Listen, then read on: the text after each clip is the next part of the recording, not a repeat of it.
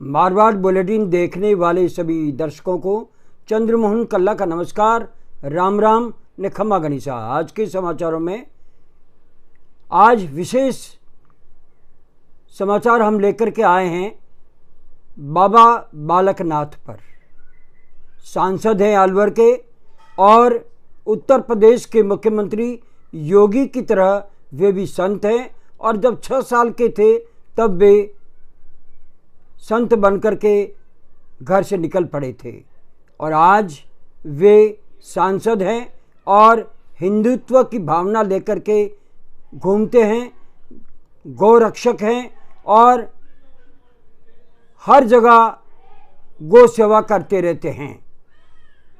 इन्हीं बाबा बालकनाथ को क्या भारतीय जनता पार्टी आने वाले विधानसभा चुनाव में अपना चेहरा घोषित कर सकती है? क्योंकि भारतीय जनता पार्टी में आज भी सब कुछ सामान्य नहीं है और कांग्रेस मजबूत है। मुख्यमंत्री अशोक गहलोत एक के बाद एक अपनी योजनाओं के बूते पर लोगों के दिलों में राज करने लगे हैं, जबकि भारतीय जनता पार्टी बिखरी बिखरी है।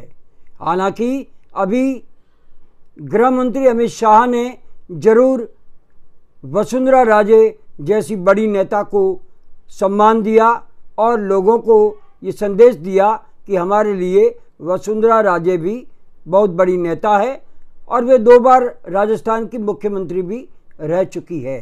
बावजूद इसके वे हमेशा हाईकमान की नज़रों में विवादित रही और उनके जैसा दूसरा नेता राजस्थान में है भी नहीं और ना ही भारतीय जनता पार्टी के पास में कोई बड़ा मुद्दा भी है जिसको लेकर के वो अशोक गहलोत के सामने उतर सके।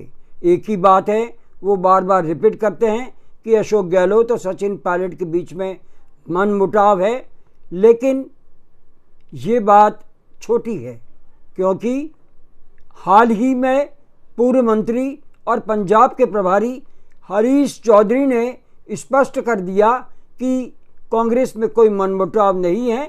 सचिन पायलट अपनी मांगे रख रहे हैं और उनकी बात पर गौर किया जा रहा है, तो मुख्यमंत्री भी उनकी बात को वजूद देते हैं और दोनों नेताओं के बीच में संवाद नहीं है, ऐसा सिलसिला बिल्कुल नहीं है और ये मीडिया का फैलाया हुआ भ्रम है। जबकि हाल ही में दिल्ली में दोनों नेताओं ने आपस में बैठ कर के बातचीत की है।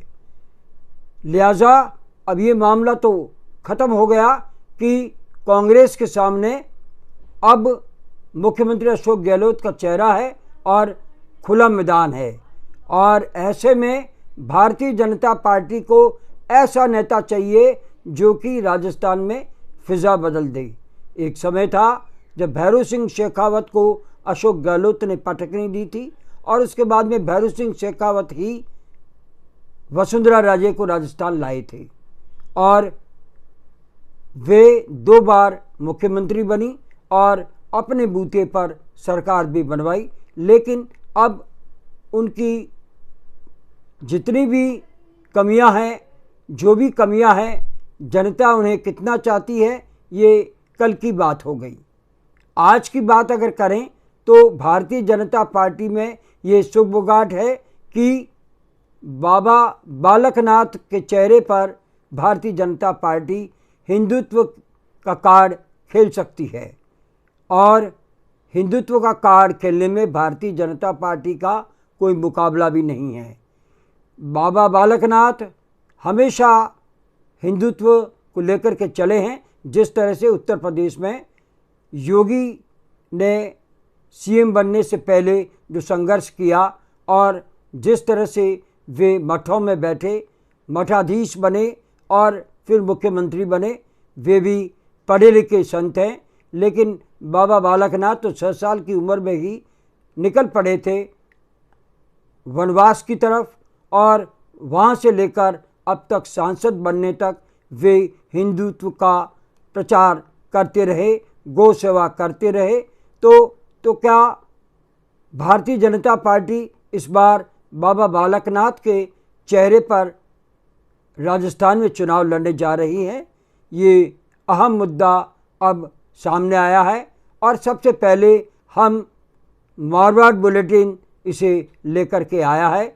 आने वाले समय में देखा जाएगा कि किसके चेहरे पर भारतीय जनता पार्टी चुनाव लड़ती है।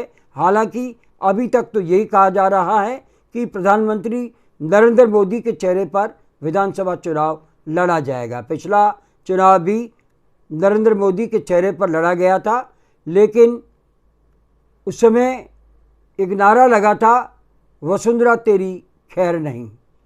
उस नारे के बूते पर कांग्रेस सत्ता में तो आई, लेकिन उसके कुछ विधायक कम रह गए और जोड़ तोड़ के मास्टर अशोक गहलोत ने इसे पूरा किया और वे पूरे 5 साल तक शासन चलाने में कामयाब रहे। अब आचार संहिता लगने में मात्र 3 माह का समय ही बाकी है।